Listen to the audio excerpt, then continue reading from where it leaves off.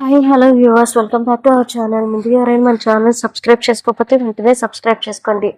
బంధం episode number 12. తన చేతులు పట్టుకుని వీరి వైపు ఒక క్షణం అలా చూస్తూ ఉండిపోయింది. వీరిని ఎందుకంత సీన్ క్రియేట్ చేస్తున్నా, అసలు వాడితే నీకెందుకు అని కూల్గా అడిగాడు.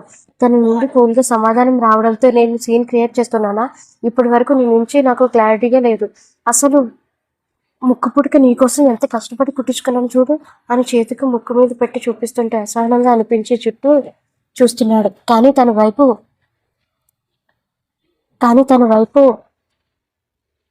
చూడటం లేదు. అదిగో అలానే అందరూ నీ వెనుక పడి ఉండొచ్చు, కానీ నేను పడలేదు. నువ్వు చేయన్నా నువ్వే కావాలి, తూ అన్నా నువ్వే కావాలి, కొట్టినా నువ్వే కావాలి, తిట్టినా నువ్వే కావాలి. ఎందుకంటే ఇవన్నీ నువ్వు నా మీద చూపించే ఫీలింగ్స్. నీ ఫీలింగ్స్ నా మీద చూపించకపోతే ఇంకెవరి మీద చూపిస్తా అని నేను సరిపెట్టుకుంటున్నాను. నిజంగా అదే అనుకో అని మళ్ళీ ఆలోచిస్తూ ఉంటుంటే అని ఆలోచించడం చూస్తున్న మీరు ఇప్పుడు ఏంటి ఆలోచిస్తున్నా? ఏం లేదు, నీతో మాట్లాడడానికి చాలా పెద్ద స్క్రిప్ట్ ప్లాన్ చేసుకున్నాను, అది ఎప్పుడు సడన్ గా గుర్తు రావడం లేదు అని అంటుంటే తన వైపు అసహనంగా చూసి, నీకు బాగా అల్లరి ఎక్కువైపోతుంది, నేను ఊరుకుంటుంటే నువ్వు ఇంకా రెచ్చిపోతున్నావు, అదే నేను అంటున్నాను. కనీసం నేను రెచ్చిపో రెచ్చిపోతున్నాను, నువ్వు అది కూడా చేయట్లేదు కదా. నిన్ను చూస్తుంటే చాలా మంచి అమ్మాయిలా కనిపిస్తున్నావు, ఏ కల్మషం లేని దానిలో కూడా అనిపిస్తున్నావు. నా వంట ఎందుకు పెడుతున్నావు?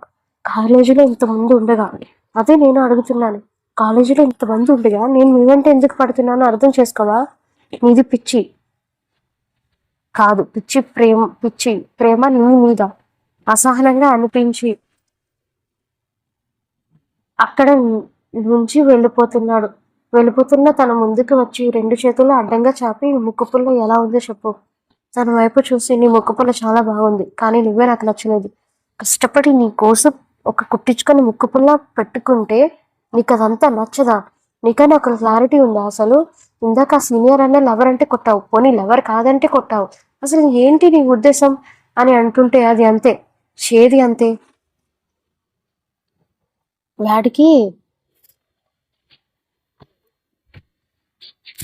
వాడికి క్లారిటీ ఇవ్వకపోయినా నాకు అనవసరం, కానీ నాకన్నా క్లారిటీ ఇవ్వాలి కదా. ఎందుకంటే నేను నిన్ను ప్రేమిస్తున్నాను. అప్పుడప్పుడు నా మీద ఇష్టం ఉన్నట్లు ప్రవర్తిస్తావు, కానీ ఇష్టం లేనట్లు మళ్ళీ ఉండిపోతావు. అసలు నీ ఉద్దేశం ఎలా అర్థం చేసుకోవాలి? నువ్వంటే నాకు ఇష్టం లేదు అని అర్థం చేసుకోవాలి, అది కష్టంగా ఉంటుంది. నేను అలా ఆలోచించుకోలేదు, అయితే మానే అని కోపంగా చెప్పి వెళ్ళిపోతుంటే వీర్ అని పరిగెత్తుకుని వెళ్ళి తనని గుద్దుకుంది. వెంటనే కోపంగా వెనక్కి తిరిగి, అసలు ఏం కావాలి నా నుండి? నన్ను ప్రేమిస్తున్నావని చెప్పు, వెళ్ళిపోతాను, అది ఈ జన్మలో జరగదు. అయితే అసలు నేను ఏ జన్మలో కూడా వదలను. ఎక్కడ తగిలావి నాకు? కేవీఆర్ కాలేజ్లో.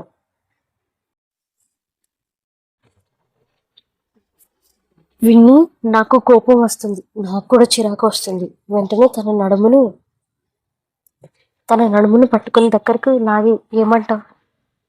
లాగి మాటకు మాట సమాధానం ఎక్కడ నేర్చుకున్నాడు అని కోపంగా అడిగాడు. అలా తన నడుమును ఎప్పుడైతే పట్టుకొని దగ్గరికి లాగాడో గుటికలు మింగుతూ తన వైపు చూసింది.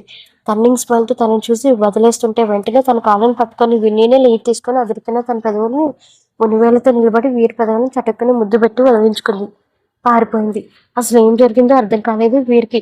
ఆశ్చర్యంతో కళ్ళు పెద్ద చేసి అమాయకంగా తలగోకుంటూ ఇప్పుడు ఇది నాకు ముద్దు పెట్టింది అని డలమాల పడిపోయారు. అలా కళ్ళు తెరిచేలోపే మూసి తెరిచేలోపు చటక్కని ముద్దు పెట్టేసి వెళ్ళిపోయింది. అలా ముద్దు పెట్టడంతో ఒక క్షణం తేరుకోలేకపోయాడు.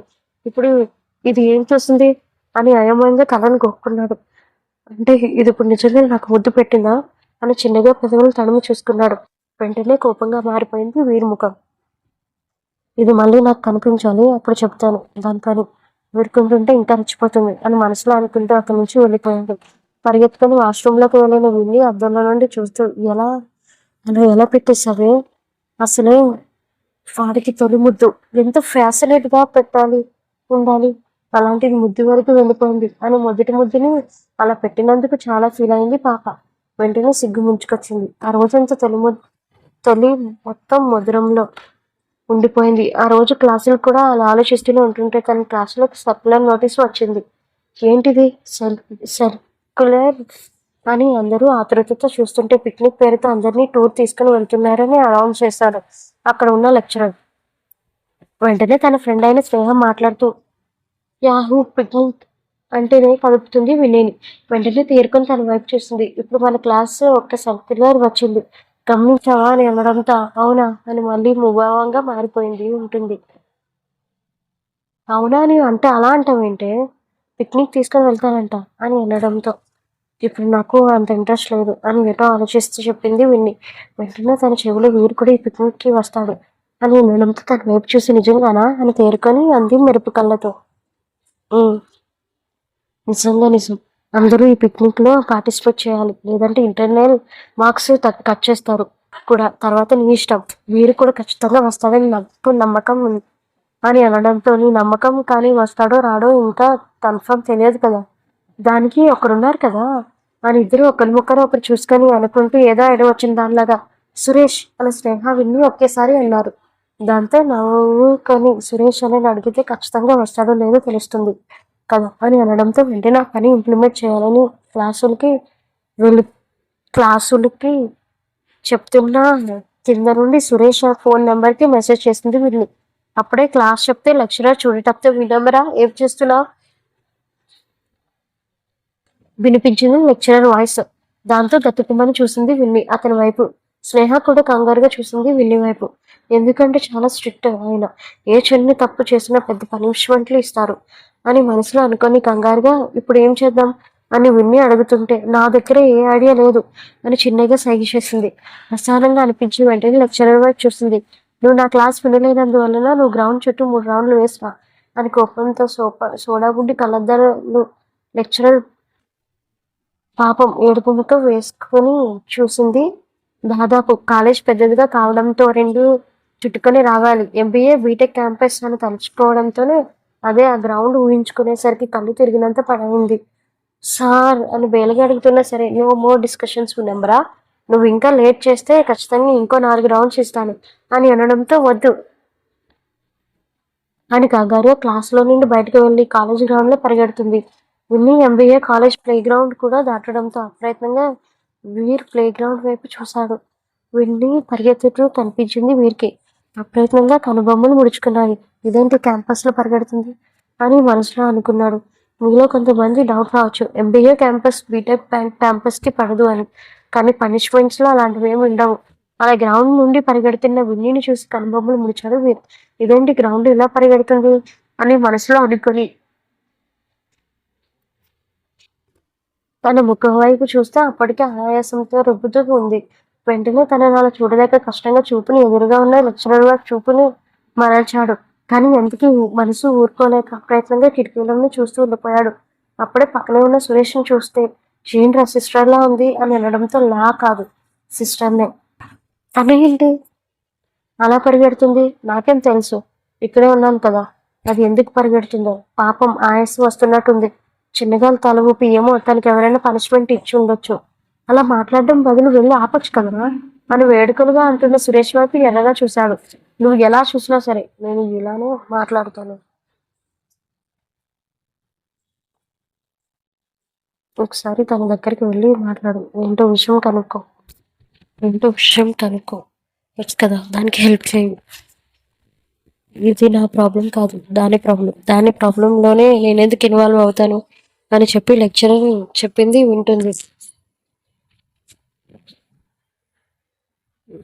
వింటూ శ్రద్ధగా తల ఊపుతున్నాడు. ఆ క్షణంలో వీరు చూస్తే చాలా కోపం వచ్చింది సురేష్కి. నువ్వు వెళ్ళకపోతే ఏంటి, నేనే వెళ్తాను అని అనడంతో ఎదురుగా సార్ వైపు చూసి తన బోర్డు మీద తిరుగుతుండడంతో వెంటనే అక్కడి నుంచి బయట పెట్టాడు సురేష్. అలా సురేష్ వెళ్ళగానే చిన్నగా సాగాయి వీరి పెదవులు. అప్రయత్నంగా కిటికీలో నుంచి చూశాడు. చాలా అలసటతో పరిగెడుతూ గ్రౌండ్ మొత్తం వెంటనే తను చూసి సిస్టర్ అని పిలిచి తన దగ్గరికి వచ్చాడు. అలా చూసిన తనకు సురేష్ కనిపించడంతో బ్రదర్ అని ఆనందంగా తన దగ్గరికి పరిగెత్తుకొని వెళ్ళింది. ఏమైందమ్మా అలా పరిగెడుతున్నావా అని కంగారుగా అడుగుతున్న తనని చూసి ఇంకొక నిమిషం ఆగన్నయ్య, ఒక రౌండ్ ఉంది, అది వేసేసి తీరికగా వచ్చి నీతో మాట్లాడతాను అని ఎదురుగా ఉన్న సురేష్ సమాధానం వినకుండానే పరిగెడుతూ వెళ్ళిపోయింది. అదంతా చూస్తున్న వీరు కనుమానంతో కనుబొమ్మలు ముడుచుకున్నాయి. 5 నిమిషాల్లో గ్రౌండ్ మొత్తం 3 రౌండ్లు అయిపోవడంతో ఆయాసంతో రుబ్బుతూ సురేష్ దగ్గరకు వచ్చి పక్క బెంచ్లో కూర్చుంది. వెంటనే తన దగ్గర ఉన్న మంచినీళ్ళ బాటిల్ తీసుకొని వచ్చాడు. వెంటనే చిన్న చిరునవ్వుతో తీసుకొని థ్యాంక్స్ అన్నయ్య అని తాగుతుంది. వెంటనే తాగి బాటిల్ సురేష్ చేతిలో పెట్టింది. అది అందుకని తాను పక్కనే కూర్చున్నాడు. ఏమైందమ్మా, ఎందుకు ఇలా గ్రౌండ్ చుట్టూ పరిగెడుతున్నా అని అనడంతో లెక్చరర్ నాకు పనిష్మెంట్ ఇచ్చారన్నయ్య, అందుకే పరిగెత్తాల్సి వచ్చింది. పనిష్మెంట్ ఇచ్చేంత తప్పు నువ్వేం చేసావో? వెంటనే చిన్నగా నవ్వి క్లాస్ మధ్యలో నీకు మెసేజ్ పెట్టాను. ఏం మాట్లాడుతున్నావు, ఏం మెసేజ్ పెట్టావు అని వెంటనే ఫోన్ తీసుకుని చూసుకున్నాడు. అందులో వీడు టూర్కి వస్తున్నాడా లేదా అని ఉంది. దీని గురించి నువ్వు పరిగెత్తావా? చిన్నగా తల ఊపింది విన్ని.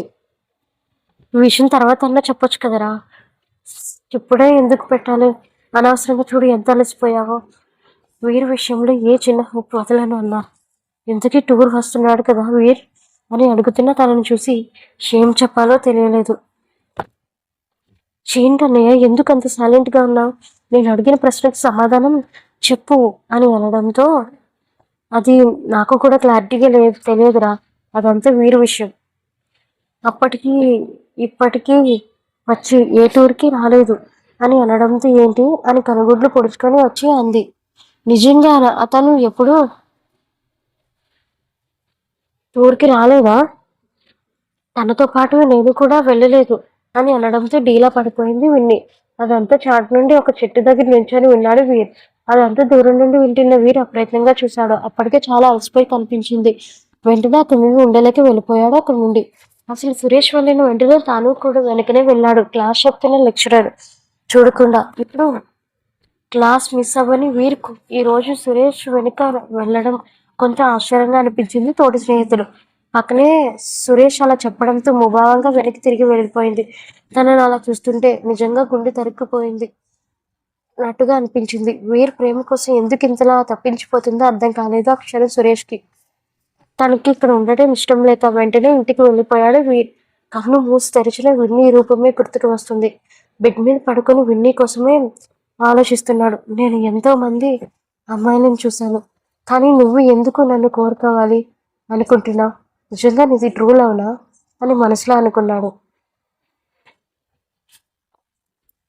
మరుసటి రోజు ఏదో ముభావంగా బట్టలు సర్దుకొని కాలేజ్ బ్యాగ్లో బట్టలు 3 జతలు సర్దింది.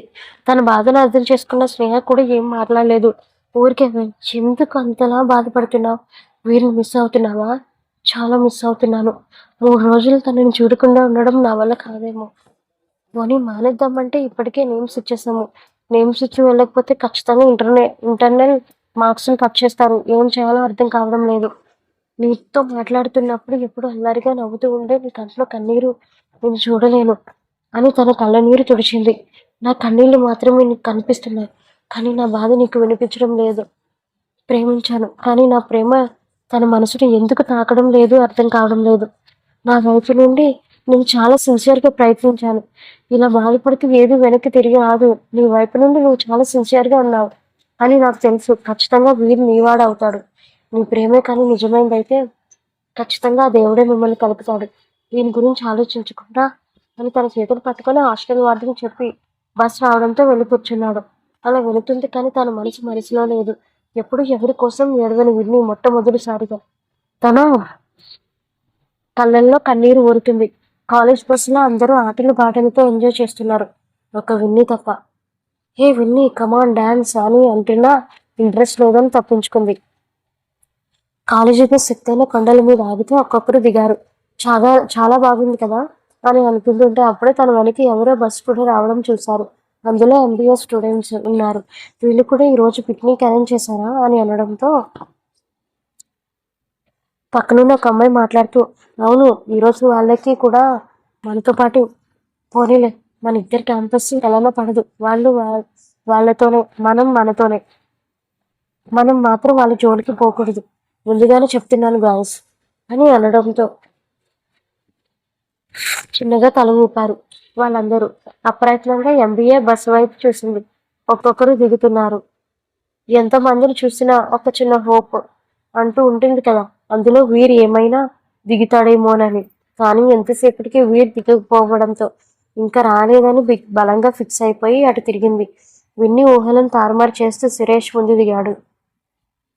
ఎంతసేపటికి వీరు దిగకపోవడంతో వీరు దిగరా అని అరుస్తున్న సురేష్ గొంతుకి వీరన్న పదానికి వెనక్కి తిరిగి చూసింది పిల్లి కళ్ళతో. హ్యాండ్సమ్ అంకులా టీ షర్ట్ దాని మీద బ్లేజర్ జీన్స్ వేసుకొని ఒక చిన్న బ్యాగ్ తో దిగాడు. ఆ ప్రయత్నంగా చిన్న చిరునవ్వు విన్ని పెదవుల మీద.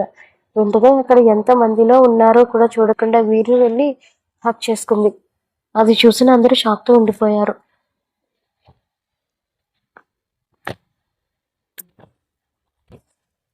అలా ఒక్కసారి విన్ని వచ్చి తన మీద పడటంతో ఒక అడుగు వెనక్కి వేశాడు వీర్. అది చూస్తున్న సురేష్ తేరుకొని వీరికి అనుమానం రాకుండా తన ఫోన్లో బంధించేశాడు. వెంటనే ముందుగా తేరుకున్న స్నేహ తన దగ్గరికి వచ్చింది. విన్ని, అందరూ మనల్ని చూస్తున్నారు, ప్లీజ్ అని అంటుంటే తన ఏడుపుతో వీరి షాప్ని తడిపేసింది. వెంటనే కంగారుగా తన వైపు చూసి నార్మల్ అయ్యి తన నుండి విడిపోయింది విన్ని. అందరూ తనని వింతగా చూసారు. అక్కడే ఉన్న ఒక గ్యాంగ్ లీడర్ వచ్చాడు. విన్ని, అతని క్యాంపస్ కి మనకి పడదని నీకు తెలుసు కదా అని ఎలా హక్ చేసుకున్నా అని కోపంగా అరిచాడు విన్ని మీద. వెంటనే తనకేం సమాధానం చెప్పాలో కూడా అర్థం కాలేదు. భయంగా చూసింది తన వైపు. ఏంటి విన్ని, మాట్లాడు అని అందులో ఇంకొక అమ్మాయి కూడా వచ్చింది.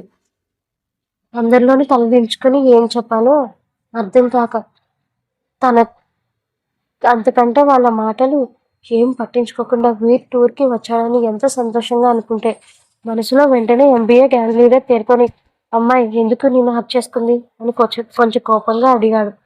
కంగారుగా చూసింది వీరి వైపు. భయంగా కూడా మొదలైంది. అప్పుడే సార్ కూడా వ్యాన్లో నుంచి దిగడంతో ఏం జరిగింది ఇక్కడ అని, ఎందుకు ఇంత ఉపర్ మీటింగ్ పెట్టారు అని కొంచెం గంభీరంగా అడుగుతుంటే వెంటనే విషయం చెప్పారు. మళ్ళీ మొదలైందా మీ ఇద్దరి మధ్య గొడవ? ఏమనుకుంటున్నారు? మీరు స్టూడెంట్స్ అనుకుంటున్నారా? మళ్ళీ ఇద్దరు వేరు వేరు క్యాంపస్లు ఉన్నాయి. ముందుగానే మీ ఇద్దరికి పడదని తెలిసినా ఎందుకు అమ్మాయి నువ్వు అతను హక్ చేసుకున్నా అని కొంచెం కోపంగా అడిగాడు. దాంతో కొంచెం భయం వేసి ఎవరికీ కనిపించకుండా వెనుక నుండి వీరి చేతులు పట్టుకుంది. అసహనంగా అనిపించి వీరి నోరు తెరిచాడు. నేనే తను ర్యాగింగ్ పేరుతో హక్ చేసుకోమన్నాను అని అనడంతో అందరూ నోర్లు తెరిచాడు. అక్కడ ఉన్న ఎంబీఏ గ్యాంగ్ లీడర్ మాట్లాడుతూ ఏంటి నువ్వు అంటుంది నిజమేనా అని అనడంతో అవునన్నా, ఎప్పుడు మగవాళ్ళని మనమే ర్యాగింగ్ చేసుకుంటే ఏం బాగుంటుంది, అందుకే పక్క క్యాంపస్ అమ్మాయిని ర్యాగింగ్ చేశాను, అలాగే కొంచెం రాంగ్గా తయారైంది అని అనడంతో కొంచెం ఆశ్చర్యంగా చూసింది వీరి వైపు. కవర్ చేసిన విధానానికి నోరు తెరిచాడు సురేష్. వామ్మో, వీడిలో ఈ అసలు కూడా ఉన్నాయా అని మనసులో అనుకోకుండా ఉండలేకపోయాడు. ఇప్పుడు ఏమైందన్నా, నేనేమైనా తప్పు చేశానా? శభాష్ వీర్, ఇప్పుడే ఆ పిల్లని ర్యాగింగ్ చేయడం మొదలు పెట్టవడం అన్నమాట. ఎంబీఏ పరువుని కాపాడావు అని తెగ పొగడుతలతో ముంచేశాడు. అది చూసిన బీటెక్ క్యాంపస్ వాళ్ళు కుతుకతో ఉడికిపోయారు. అలా మాట మార్చేసిన వీరిని చూస్తూ ఉండిపోయింది. కొంచెం లోపల సంతోషం కూడా. వెంటనే వీరిని బీటెక్ క్యాంపస్ వాళ్ళు వైపు లాగి వీరిని నువ్వు వాళ్ళు అలా ర్యాగింగ్ చేస్తూ ఉంటే మన లీడర్కి చెప్పొచ్చు కదా, ఏమంది అని కోపంగా అరిచాడు. వెంటనే తడబడుతున్న గొంతుతో అది అది నాకు కొంచెం భయం వేసింది, అందుకే నేను చెప్పలేదు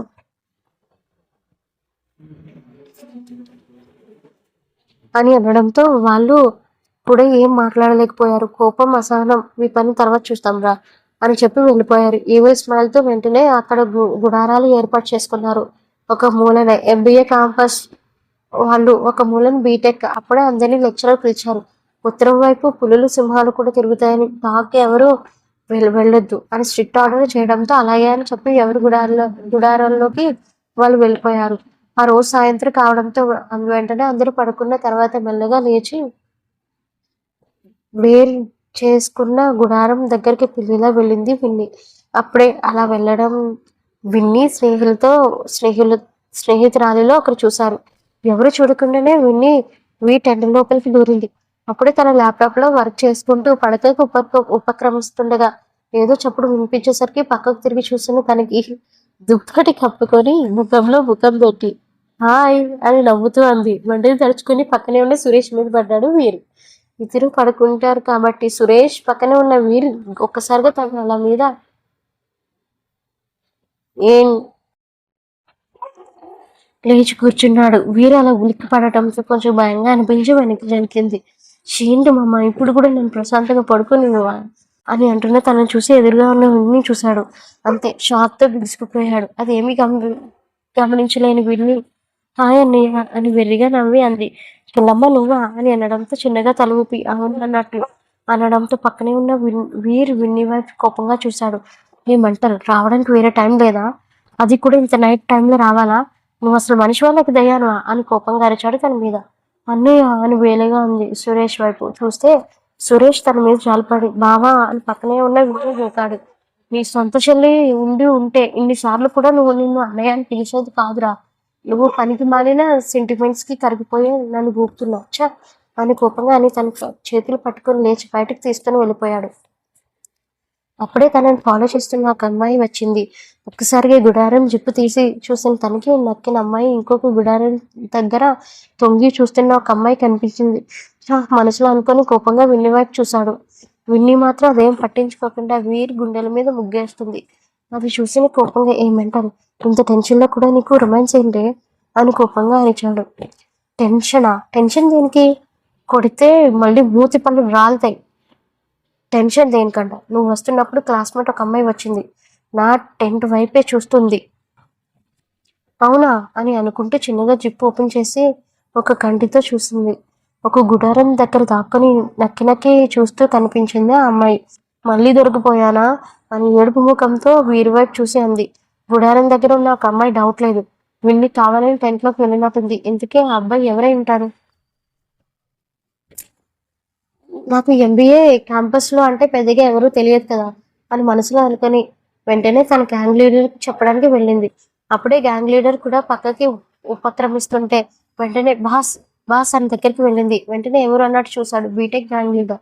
బాస్ అక్కడ విన్ని ఎవరితోనో ఉంది బాస్, ఎవరికి కనిపించకుండా అక్కడ ఎంబీఏ గుడారంలో దూరింది అని అనడంతో ఏం చెప్తున్నావు అని కోపంగా అడిగాడు. రండి బాస్ మీకు చూపిస్తాను అని తన చేతిని పట్టుకొని వచ్చింది. అది చూసి విన్నీకి ఏడుపు ఒక్కటే తక్కువ.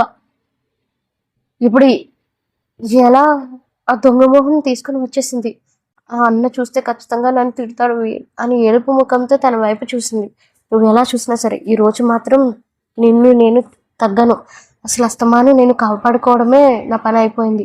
నాడు వెంటనే తనని ఇప్పుడే బీటెక్ క్యాంపస్కి నేను అప్పచెప్పిస్తాను అని కోపంగా చెప్పి తన చేతిని పట్టుకొని అంటుంటే అక్కడే ఉన్న సురేష్ వైపు చూసింది. వెంటనే సురేష్ తేరుకొని రే పాపం రా అమ్మాయి, అసలే వాళ్ళకి చాలా కోపం వస్తుంది, ఒక్కరికి ఒక్కరు పడదు, మధ్యలో విన్నీని ఏమైనా చేసేయచ్చు అని అనడంతో నేను ఇలా వెనకేసుకొని రాగబట్టే ఇది ఇంతలా తెగించింది. అర్ధరాయి పరాయి మగాడి గుడారం వైపు రావడం దీనికి కొంచెమైనా బుద్ధి ఉండాలా అని చెప్పి కోపంగా తన చేతిని పట్టుకొని లాక్కొని వెళ్తుంటే సురేష్ బాబు చూసి అన్నయ్య ఒకసారి నువ్వు కళ్ళు మూసుకో. దేనికమ్మా అని అనడంతో ఇందుకు అని వేరుని తోసి వీరి పక్కలో పడుకుని వీరు తెరుకునేలోపు ఇద్దరికి కలిపి దుప్పటి మూసేసింది విన్ని. వెంటనే తనని చూసి తన పక్కన చేరిపోయింది విన్ని. వీరు తేరుకునే లోపే వెంటనే కోపంగా ఏం చేస్తున్నావే, ప్లీజ్ ప్లీజ్ ప్లీజ్ ఈ ఒక్కసారి ఇంక నేను అస్సలు ఇబ్బంది పెట్టను, ప్లీజ్ ప్లీజ్ అని గుండెల మీద పడుకుని పోయింది. అలా గుండెల మీద పడుకొని పోవడంతో ఒక్కసారిగా షాక్ తిన్నట్లు అనిపించింది. తను తెలిసి చేస్తుందో తెలియక చేస్తుందో తెలియదు, కానీ అనుకోకుండా అలా బతిమాలితోనే తన గుండెల మీద తన ఎదతో మర్దన చేస్తున్నట్టుగా అనిపించింది వీరికి. ఒక క్షణం తన తానువై ఉండిపోయాడు. అప్పుడే విన్ని వెంట వచ్చిన అమ్మాయి గుడారం దగ్గరికి వచ్చింది. గ్యాంగ్ లీడర్ని పట్టుకుని ఎవరైనా ఉన్నారా అని పెద్దగా అరవడంతో వెంటనే అదంతా చూసి షాక్లో నుంచి మెల్లగా తేరుకుంటూ సురేష్ ఉన్నాను అని వాళ్ళిద్దరి మధ్య చూపును మరల్చి అన్నాడు గుడారం తీసి. ఏంటమ్మా ఏం కావాలి అని నిద్రమత్తుతో ఉన్నట్లు అంటుంటే ఇక్కడ ఒక అమ్మాయి వచ్చింది. ఇక్కడ డైరెక్ట్గా టెంట్ లోపలికి వచ్చేసింది. గ్యాంగ్ లీడర్ని పట్టుకుని కోపంతో అలా రావడంతో పిచ్చిపుల్ల నీకు ఏమైనా మైండ్ ఉండే మాట్లాడుతున్నావా, అసలు ఇద్దరు అమ్మాయిలు పడుకునే గుడారంలోకి అమ్మాయి ఎలా వస్తుంది అని నువ్వు అనుకుంటున్నావు అని కోపంగా అరిచాడు సురేష్. అలా కోపంగా అరుస్తున్న సురేష్ని ఏమాత్రం పట్టించుకోకుండా ఆ అమ్మాయి మాట్లాడుతూ నేను చూశాను, ఇక్కడ మా క్లాస్మేట్ విన్ని వచ్చింది, ఉదయమేమో ఒక అబ్బాయిని అలా హక్ చేసుకున్నప్పుడు నాకు డౌట్ వచ్చింది అని ఇంత ధైర్యం ఉంటే ఇక్కడికి రావాలి అని కోపంగా చెప్పి చుట్టూ చూసిన తనకి దుప్పటి కదులుతూ కనిపించింది. లోపల ఉన్నీకి మాత్రం కొంచెం టెన్షన్గా ఉంటే వీరికి రకరకాల ఎక్స్ప్రెషన్తో ఉన్నాయి. తన ముఖ కవలికలు దుప్పటికి కొంచెం మందంగా ఉండడంతో ఒకరు పడుకున్నట్టుగానే అనిపిస్తుంది. గొంతు తడారిపోతుంది. విన్ని శ్వాస గట్టిగా తన చెవులకు చేరుతుంది. కొంచెం టెన్షన్ గానే అనిపించింది. వెంటనే ఓహో ఓహో ఇక్కడే ఉందా అని అనుకుంటూ వెంటనే వీళ్ళు కప్పకుండా దుప్పటిని తీయబోతుండగా ఏ అమ్మాయి లోపల ఉన్నది ఎవరో తెలుసా అసలు నీకు అని కొంచెం కోపంగా అరిచాడు సురేష్. ఎవరైతే నాకెందుకండి అని కోపంగా చెప్పి తీయబోతుంటే అదంతా గమనించిన వీరు గట్టిగా పట్టుకొని ఏం చేస్తున్నావు అని తల వరకు మాత్రమే ఎత్తి అన్నాడు. అలా ఎత్తేసరికి కొంచెం ఆశ్చర్యపోయింది. ఆ అమ్మాయి లేదేంటి, అదేంటి విన్ని ఇక్కడికే కదా వచ్చింది, ఇక్కడ లేదా అని మనసులో అనుకోవడంతో నా స్లీప్ని డిస్టర్బ్ చేసినందువల్ల మీ పని సీరియల్ కంప్లీట్ చేయాల్సి వస్తుంది. అయినా బీటెక్ ఎంబీఏకి క్యాంపస్లో పడవని మీకు తెలుసు కదా, అయినా మీరిద్దరు ఇక్కడికి వచ్చారు అని కొంచెం కోపంగా అరిచాడు వీరు. దెబ్బకి కొంచెం జడిసింది వెళ్ళి వీరు అలా అరవడంతో లోపల గుండెల మీద ఉన్న విన్ని కొంచెం సంతోషంగా అనిపించింది. తన వైపు స్టాండ్ తీసుకొని మాట్లాడుతున్న వీరిని కొంచెం గుండె చప్పుడు వింటూ నా సెలక్షన్ ఎప్పుడూ తప్పు కాదు వీర్, ఉండే కొద్దీ నాకు తెగ నచ్చేస్తున్నావు అని మనసులో కోపంగా మనసులో అనుకొని మళ్ళీ నార్మల్ అయ్యి వీరి గుండెల మీద హ్యాపీగా పడుకుంది. అలా ఎప్పుడైతే పడుకుందో కొంచెం టెన్షన్గా అనిపించింది వీరికి. ఇంకా వీరిని ఇబ్బంది పెట్టాలని అనుకోలేదు. బ్యాగ్ మీద ఆ అమ్మాయి చేతిని పట్టుకుని బరబరా లేకెళ్ళిపోయాడు. అలా లాక్కు వెళ్ళిపోయినా తనని చూస్తూ బాస్ నిజం చెప్తున్నాను బాస్, ఆ అమ్మాయి ఇటువైపు వచ్చింది, నేను 2 కళ్ళతో చూశాను. చూడు ఇంకొకసారి ఇలాంటి పిచ్చి పిచ్చి వేషాలు వేసావో ఇన్ఫర్మేషన్ ఇచ్చావంటే నేనేం చేస్తానో నాకే తెలియదు అండ్ లిమిట్స్లో నువ్వు ఉండు అని కోపంగా చెప్పి అక్కడి నుండి వెళ్ళిపోయాడు. ఇదంతా కారణమైన విన్ని మీద చాలా కోపం వచ్చింది. ఆ అమ్మాయి ఎప్పుడైతే వెళ్ళిపోయిందో కొంచెం ఊపిరి పీల్చుకొని విన్ని అమ్మయ్యా వెళ్ళిపోయిందా అని దుప్పట్లో నుంచి బయటికి తొంగి చూసింది. వెంటనే తన చేతిని పట్టుకొని ఇంకొకసారి ఇక్కడికి వచ్చావో నాలో ఉన్న ఇంకొక వీరిని చూస్తావు, ఈసారి ఇంత కూల్గా అయితే మాత్రం చెప్పాను అని కోపంగా చెప్పి తనని బయటికి తీసుకొని వెళ్ళి విస్తున్నట్టు వదిలేశాడు. దెబ్బకి ఎడుపు ముఖం పెట్టుకుంది. రేపు పెళ్ళైన తర్వాత చూస్తారని పని అని కోపంగా వీరికి వినిపించేటట్టుగా అరిచి అక్కడి నుంచి వెళ్ళిపోయింది. తను అలా అరిచి వెనక్కి తిరిగిన తర్వాత చిన్నగా నవ్వాడు. అలా అన్నందుకు వీరు నవ్వు ఇంకా పిచ్చెక్కిపోయింది అక్కడ ఉన్న సురేష్కి. వీడు నిజంగానే నవ్వుతున్నాడా, దేవుడా ఈ పిల్ల నిజంగానే వాడిని ఏదేదో చేసేసింది, డౌట్ లేదు వీడికి కూడా పిల్లల్ని ప్రేమించడం మొదలు పెట్టాడు అని మనసులో అనుకొని ఆశ్చర్యంగా తన వైపు చూస్తూ ఉండిపోయాడు.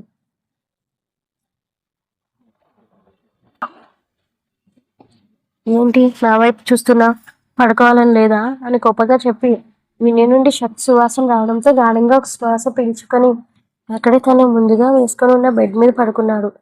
తను అలా పడుకున్న వీరిని చూసి వీర్ అని పిలిస్తే ఏంటి నువ్వు విన్నీని లవ్ చేస్తున్నావా, నీకెందుకు అడగాలనిపించింది అని విష్ణు పోస్లో పడుకొని తనని సూటిగా చూసి అన్నాడు.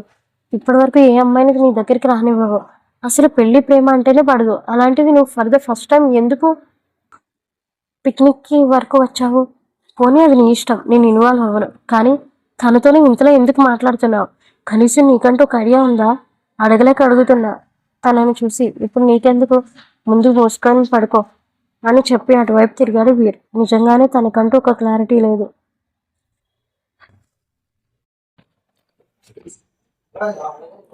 నీకెందుకు మోసుకొని పడుకో అని చెప్పి అటువైపు తిరిగాడు వీర్. నిజంగానే తనకంటూ ఒక క్లారిటీ లేదు. అసలు తను ఏం చేయాలనుకున్నాడో కూడా తనకు తెలియదు. కానీ విన్ని తన దగ్గర ఉంటే మాత్రం చాలా నచ్చింది. చిన్నగా సాగాయి వీరి పదములు. మరుసటి రోజు బద్ధకంగా నిద్ర లేచి ఆగింతలు తీస్తూ బయటకు వచ్చింది. నైట్ డ్రెస్లో ఉండడం వల్ల మంచి షేప్లో కనిపిస్తుంది విన్ని. అమ్మాయిలందరూ జలపాతం దగ్గరికి వెళ్తుంటే ఫ్రెష్ అవ్వడానికి తను కూడా వెళ్ళింది.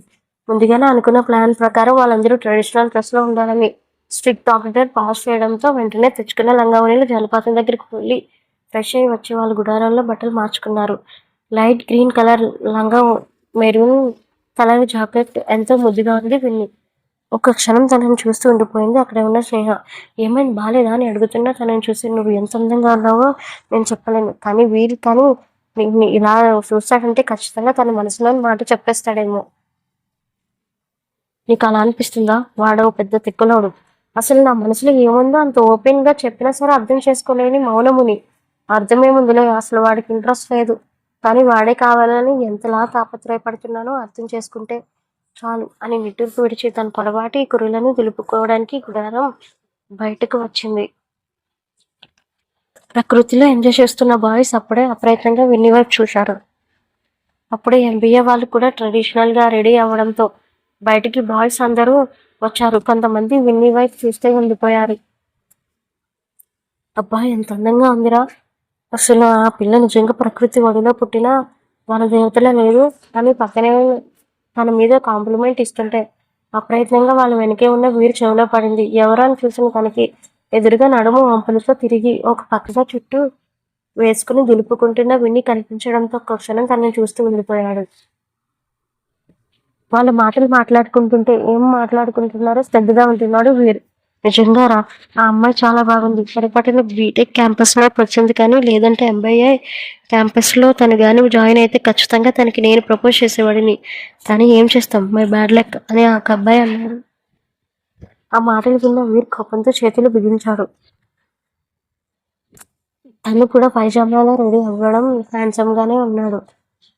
విన్ని వెనక్కి తిరిగి కొంత దూరంలో తననే చూస్తున్న ఎంబీఏ స్టూడెంట్స్ కనిపించడంతో వాళ్ళని పట్టించుకోకుండా వెళ్ళిపోతున్నది ఆగి వెంటనే వాళ్ళ వైపు చూసింది.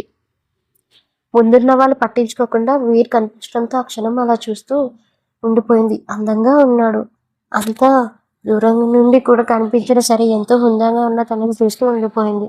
చిన్నగా నవ్వి హాయ్ అని చెప్పింది వీరికి. కానీ అది వేరేలాగా అర్థం చేసుకున్న తన ముందున్న బాయ్స్ వాళ్ళకి అనుకొని హాయ్ అని చేతులు ఊపారు. వెంటనే వాళ్ళని చూసి కొంచెం కోపంగా అనిపించి లోపలికి వెళ్ళమని సైగ చేశాడు వీరు. తన సైగ అర్థం చేసుకోలేని విని ఏంటి అని చేతులు ఊపి అనడంతో కోపంగా లోపలికి వెళ్ళు అని సైగ చేసి అర్థమయ్యేటట్లు చెప్పడంతో చిన్నగా తల ఊపి వెళ్ళిపోయింది లోపలికి. అలా వెళ్ళిపోవడంతో అక్కడే ఉన్న బాయ్స్ అందరూ కొంచెం డిసప్పాయింట్మెంట్ గా అనిపించి వెనక్కి తిరిగారు. అప్పుడే వీరు కూడా వెనక్కి తిరిగి తన గుడారాల్లోకి వెళ్ళిపోయారు. ఆ రోజు అక్కడ ఉన్న కొండ ప్రాంతాలన్నీ సందర్శించాలని గుడెం ప్రజలు ఉండటంతో వాళ్ళని కలవాలని అనుకొని ట్రెడిషనల్ గా రెడీ అయ్యారు వాళ్ళందరూ. లోపలికి వచ్చిన వీరు తన కళ్ళ ముందు ఉన్న విన్ని కనిపించింది. ఇది నిజంగానే లంగావోణి ఎంత ముద్దుగా ఉంటుందా, నాకే గొంతు తడారిపోయింది అని మనసులో అనుకొని అక్కడ ఉన్న వాటర్ తాగాడు. ఎక్కడో మనసులో అనుకొని అక్కడ ఉన్న వాటర్ తాగాడు. లెక్చరర్ పిలవడంతో అందరూ అటువైపు వెళ్లారు. గాయస్, నేను ముందు చెప్పాను కదా, ఎంత అల్లరి చేసినా సరే లిమిట్స్ లో ఉండాలి. ముఖ్యంగా ఉత్తరం వైపు మాత్రం వెళ్ళొద్దు, ఎందుకంటే పుల్లలు ఉంటాయి అని మీకు చెప్తున్నాను. ఇన్ కేస్ ఏమైనా అయితే మాత్రం మాకు సంబంధం లేదు అని ముఖం మీద చెప్పడంతో అలాగే తల ఊపారు. ఆ రెండు క్యాంపస్లకి ప్రిన్సిపల్ ఒక్కరే కాబట్టి ఆయన మాట్లాడుతూ చూడండి, మీలో మీకు ఎన్నైనా గొడవలు ఉండొచ్చు కానీ ఇది కాలేజ్ విషయం. ఇప్పుడు నేను చెప్తున్నాను, మీరందరూ ఉమ్మడిగా ఉండాలి. రెండు క్యాంపస్లు దగ్గరికి రండి అని ఎంతో ఇష్టం లేకపోయినా ఇద్దరు కలిసారు. అలా చెప్పడం ఆలస్యం. విన్ని వీరి పక్కన చేరిపోయింది. విన్ని అలా చేరిపోవడంతో అసహనంగా చూశాడు వీరు. ఆ పక్కనే ఉన్న సురేష్ ముసిముసిగా నవ్వుకున్నాడు. స్టూడెంట్స్ ఇన్స్ట్రక్షన్స్ ఇస్తున్న ప్రిన్సిపల్ని ఏం పట్టించుకోకుండా వీర్ అని చెవిలో గుసగుసలతో అంటుంటే కోపంగా చూశాడు తన వైపు. ఎందుకు అలా చూస్తున్నా, నీతో ఒక విషయం చెప్పాలి. ఏంటి అని కొంచెం కోపంగా అడిగాడు. ఈ డ్రెస్లో నేను ఎలా ఉన్నాను అని లంగావోని చూపించి అంటుంటే, మనిషిలా ఉన్నావు, కనీసం నేను బాగున్నానని మాత్రం కాంప్లిమెంట్ ఇవ్వచ్చు కదా అని కోపంగా చెప్పింది. బాగున్నానని నీకు అనిపిస్తే చాలు, ఎదుటోళ్ళకి అనిపించాల్సిన అవసరం లేదు. నా వరకు వస్తే నేనంటే నువ్వే కదా అని అనడంతో ఒక్క క్షణం చూపు నిలిపాడు వీరు తన వైపు. ఏంటి అలా చూస్తున్నా, బాగాలేదా? ఓకే, కానీ నువ్వు మాత్రం సూపర్ హాట్గా ఉన్నావు తెలుసా. నా దృష్టి తగిలేటట్టుంది అని చిన్నగా నవ్వి అనడంతో ప్రిన్సిపల్ మనసుకి ఇన్స్ట్రక్షన్స్ ఇస్తున్నాడు, కొంచెం కామ్గా ఉండవే, నీకు దండం పెడతాను అని అసహనంగా అనిపించి సరేలే అని ప్రిన్సిపల్ వైపు తిరిగి చూసింది. ఇది నేను మీకు ఫైనల్గా చెప్తున్నాను, అడవిలో తప్పిపోకూడదు, మళ్ళీ సాయంత్రం వీళ్ళ అక్కడికి వచ్చేయాలి అని కోపంగా అనడంతో అలానే అని కోరస్గా అన్నారు. ఇంకా ఉంది అండ్ కామెంట్స్ మాత్రం మర్చిపోకండి and please to subscribe my channel. Thank you for watching.